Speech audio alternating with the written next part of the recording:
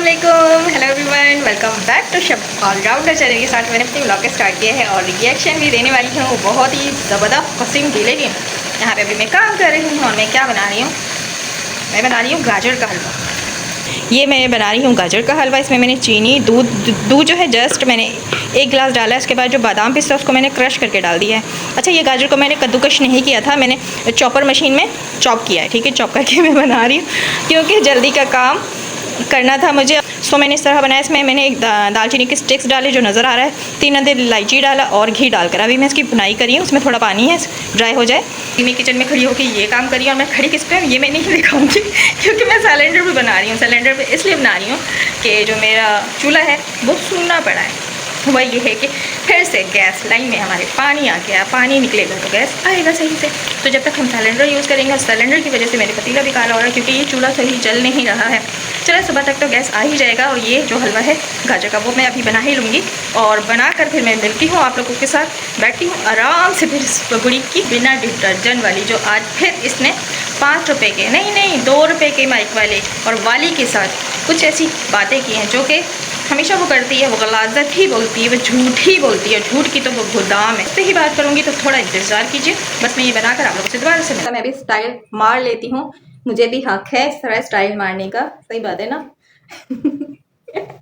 ऐसे ही चढ़ाया है। असल में ये था रखा हुआ तो मेरा दिल करा तो मैं पहन ली। मैं बात करती हूँ कि ये जो पत्रकार आई थी आज 2 रुपये के माइक वाली, मैं वही वीडियो देख रही थी अभी। वैसे तो मेरे पास टाइम नहीं था वीडियो देखने का।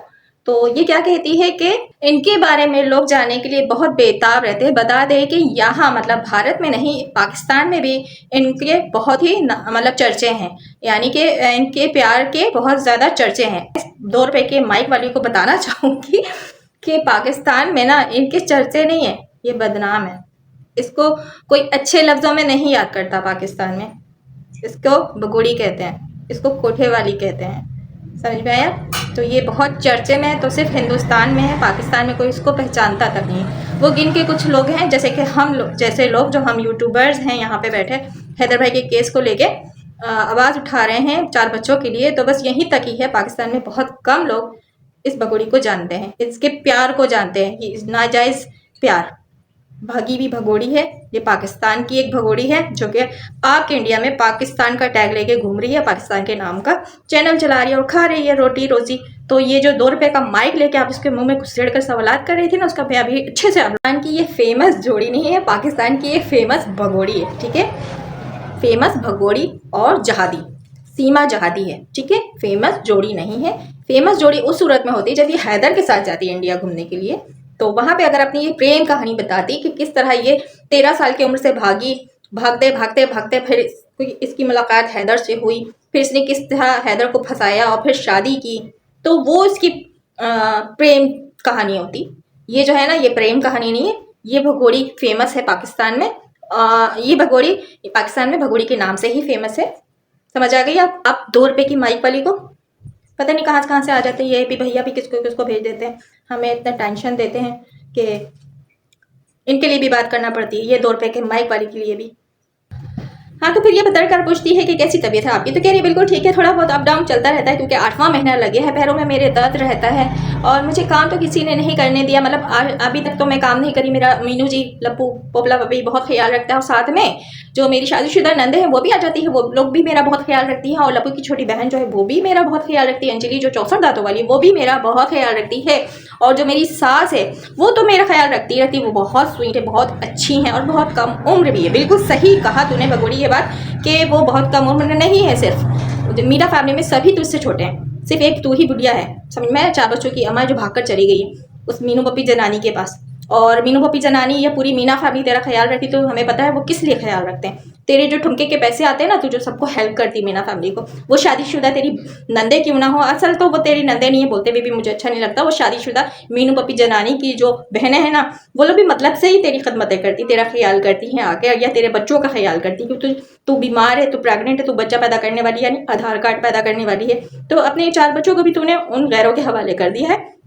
बच्चों का भी मतलब वो मीनू पपी जनानी की जो शादीशुदा बहनें हैं वो ख्याल रख रही हैं, या फिर वो चमची चाची ये बता रही थी कि मुझे हाथों का छाला मतलब बना कर रखा है। वैसे हैदर ने भी तुझे हाथों का छाला ही बना कर रखा था। वो अलग बात है कि तू अपनी आदत से बाज नहीं आती, फितरत ही तेरी ऐसी है, जो तू आज कर रही है वो दिख रहा है।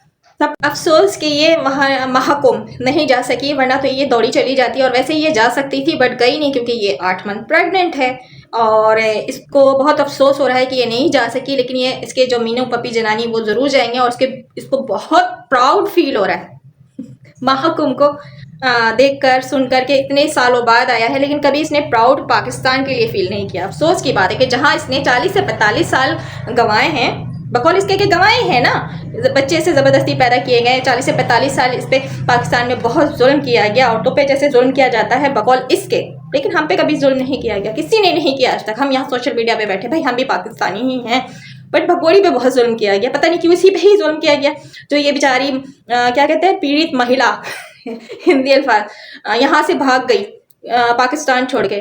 बाकी और कोई नहीं भागता है, सिर्फ ये भागती है और यही हाईलाइट होती है। ये वर्ल्ड फेमस हो गई है इसी चक्रों में, क्योंकि इंडिया जो है एक महान कंट्री है, इनको बैठा लिया है सर पर और पूजा कर रहे हैं सब इनके। तो जो 5 रुपए की नहीं 2 रुपए की, मैं 5 रुपए की कह रही हूँ, 2 रुपए की जो पत्रकार है उसके सवालात आप सुने, कितने प्यारे प्यारे वो सवालात करती है ना, दिल करता उसके चोटी पकड़ कर ना इतना घुमाऊं इतना घुमाऊं इतना घुमाऊं कि फिर वो यहाँ से क्या कहीं भी किसी दुनिया में किसी कंट्री में किसी जगह नजर तक नहीं आए। उसके सवालात तो सुने आप, इसने इतने प्यारे प्यारे सवाल किए कि हमारा दिल खुश कर दिया। अब जब दिल खुश होता है तो फिर पता है कि हम आ जाते हैं यहाँ पर बिना डिटर्जेंट वाली धुलाई करने। और जो नहीं गए महाकुंभ, सीमा बगुड़ी ने कहा है कि जो नहीं गए हैं आप भी जाइए महाकुंभ, क्योंकि इसने कह दिया है। अब आप लोगों ने तो इसकी बातें माननी है ना, तो जरूर मानिए और जाइए महाकुंभ। नहीं भी जाना है तो जाइए और जाकर ही रहिए, क्योंकि ये सीमा बगोड़ी जहादी कह रही है। और ये बगुड़ी कह रही थी कि हाँ बिल्कुल जाएंगे, पत्रकार के सवाल पर कह रही थी कि हाँ मेरे बच्चे बिल्कुल जाएंगे, मीनू पप्पी जनानी के साथ जाएंगे, मुन्नी तो अभी छोटी है वो नहीं जाएगी, लेकिन बच्चे जाएंगे। ये बगोड़ी कितनी लापरवाह है अपने बच्चों को लेकर। हम ऐसे ही तो नहीं कहते ना, बिना फजूल में हम बात तो नहीं करते ना।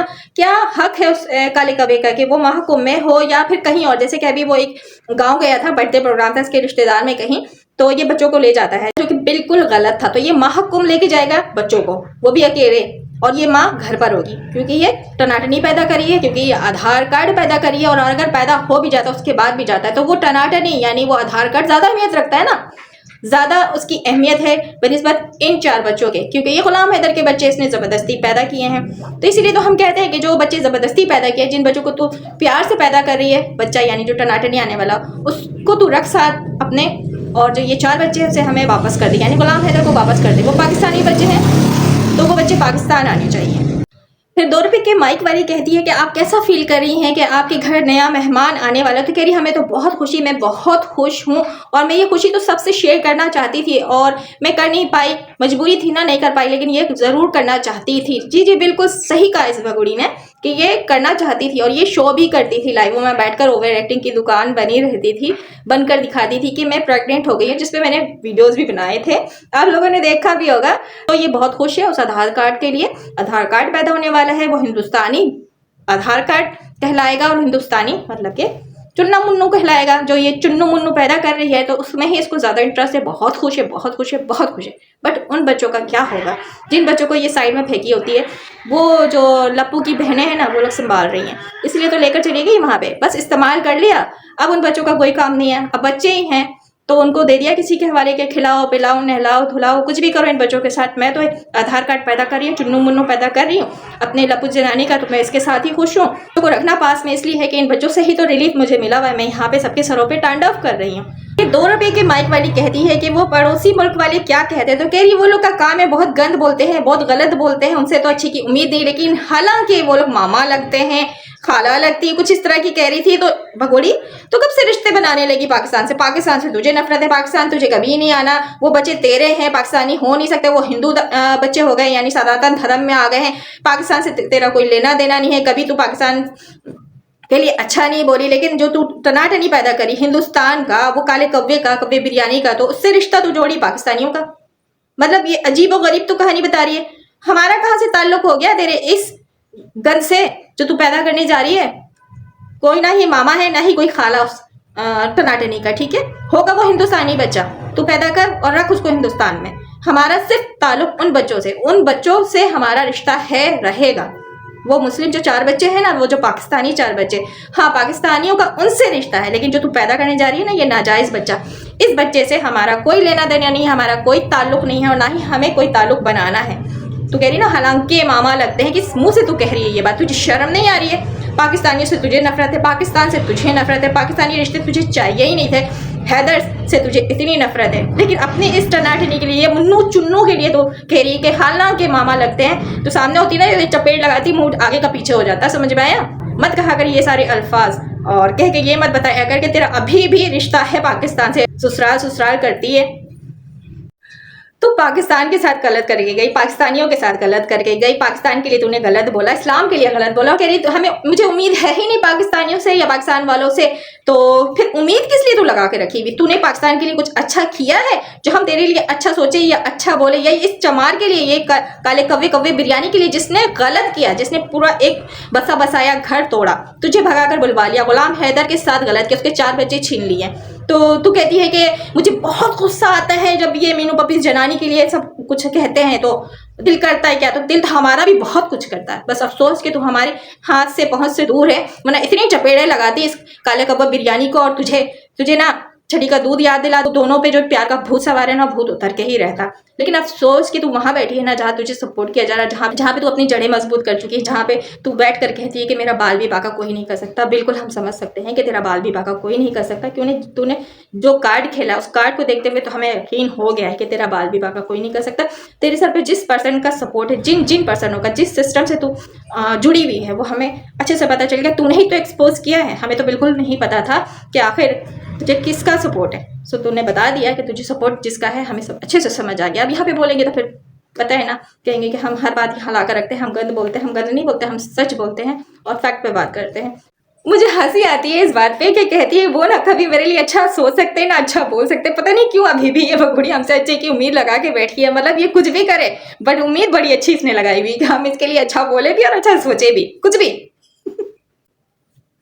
ये कह रही मैं उन लोगों को सोचती हूँ, उन लोगों को समझती कि वो लोग फालतू लोग हैं, वो लोग बकवास कर रहे हैं। पता है उन लोगों को किस चीज़ से प्रॉब्लम है कि मैं हिंदुस्तान में हूँ, मैं सनातन हो गई हूँ और मैं हिंदुस्तान की खूबसूरती बयान करती हूँ। अब ये भगोड़ी हिंदुस्तान की खूबसूरती बयान करेगी, बाकी लोग तो चने बेच रहे हैं, बाकी लोग नींद की गोलियाँ खाकर सो चुके हैं और सारा सिस्टम, सारा निज़ाम इंडिया वालों ने इस बगुड़ी के हवाले कर दिया कि ये बताएगी कि भारत की खूबसूरती क्या है, सनातन धर्म में होता क्या है। कह रही है पत्रकार के आपको प्यार मिलता है, बोली हाँ पूरा प्यार मिलता है, बल्कि पूरा नहीं मैं कहती हूँ पूरे से ज्यादा हद दर्जा तक प्यार मिलता है, हर किसी का प्यार मिलता है और ये हर किसी का प्यार समेटी जा रही है। खासकर पता है भारत के मर्दों का प्यार इसको मिलता है और जिसका रिजल्ट आप लोगों के सामने ही है। अभी क्या मैं बोलूँ, यहाँ पे तो हंसी आ रही है जबकि हंसने को दिल नहीं करता, लेकिन बात ही कुछ ऐसी ये कह देती है बगुड़ी के हंसा निकल ही जाता है कि हाँ जी बहुत प्यार मिल रहा है, हद दर्जा तक प्यार मिल रहा है और सिर्फ ज्यादातर देखा जाए ना तो हिंदुस्तानी मर्दों का प्यार मिल रहा है। रिजल्ट आप लोगों के सामने ही है, अब मैं क्या बोलूं। लेकिन इसकी एक बात पे मुझे बहुत अफसोस हुआ कि ये जाहिर सी बात है चुन्नू मुन्नू पैदा करी। अब इसके जो 4 बच्चे हैं, खास की छोटी मुन्नी, उसको भी तो माँ की ज़रूरत है ना, लेकिन उन सारे बच्चों को जो हैंडल है वो काला कवा कवा बिरयानी कर रहा है। यहाँ पर मुझे बहुत फिक्र हो रही, बहुत फिक्र लाहक हो रही कि आखिर की वो बच्चियाँ हैं और ये ना महरूम है, नाजायज़ रिश्ता तो सीमा ने बनाया है, लेकिन इन बच्चों का तो काले कवे से कोई रिश्ता नहीं है ना। एक गैर मर्द है, एक गैर लड़का है वो बच्चों को संभाल रहा है ये काला कवा। तो बहुत फिक्र की बात है यहाँ पे, हंसी मजाक अपनी जगह, लेकिन ये बात जो है बहुत फिक्र और गौर फिक्र वाली है। और काम के बारे में ये बगड़ी कहती है कि नहीं काम जो सारे वो मेरे घर वाले जो है ना वो हैंडल कर लेते हैं, यानी इसके मीना फैमिली वो हैंडल कर लेते हैं, क्योंकि बहुत प्यारे इसके घर वाले हैं। मीना फैमिली बहुत इसका ख्याल रखती है और मुझे कुछ भी करने नहीं देते। तो पहली बात हो बगड़ी तो काम करती कब थी? जब प्रेग्नेंट भी नहीं थी तो तभी तो कोई काम नहीं करती थी। सारी मीना फैमिली और ये काला कौवा ही तेरे आगे पीछे घूमकर जनानियों वाले काम करता था। आज तो तू यहाँ पे प्रेग्नेंट बनी बैठी है तो ये ड्रामे कर रही है, सुना रही है कि मीना फैमिली इसका बहुत ख्याल रखती है, मुझे कोई काम करने नहीं देती। पहली बात तो जब तू पाकिस्तान में थी तो कब काम कर लेती थी? अगर इतनी ही काम काजू होती तो तुझे काम में ना महारत हासिल होती, हर काम में, वो चाहे कुकिंग हो, वो चाहे बच्चे पालना हो, किसी काम में तो तुझे महारत हासिल नहीं, सिवाय इस तरह की अदाएं जो दिखाती है तू हाथों के लचका मचका कर। और मुझे भी नहीं आते मैं कैसे कैसे कर रही तो बात ये है कि वो लटके झटके मटके और हाथों को लचकाना मचकाना वो उसको बहुत अच्छे से आता है। भाई हमें नहीं आता, हम घरेलू औरतें हैं और घर के कोई भी काम बोले वो हम कर देंगे। खाना बनाना, सिलाई करना, सफाई सुथराई जो भी है, भाई बच्चों की परवरिश के हवाले से भी बात करूँ तो सब हम कर लेते हैं, लेकिन हमें ये सारी चीज़ें नहीं आती हैं जो ये बड़े अच्छे से कर लेती, क्योंकि इसका काम ही यही था।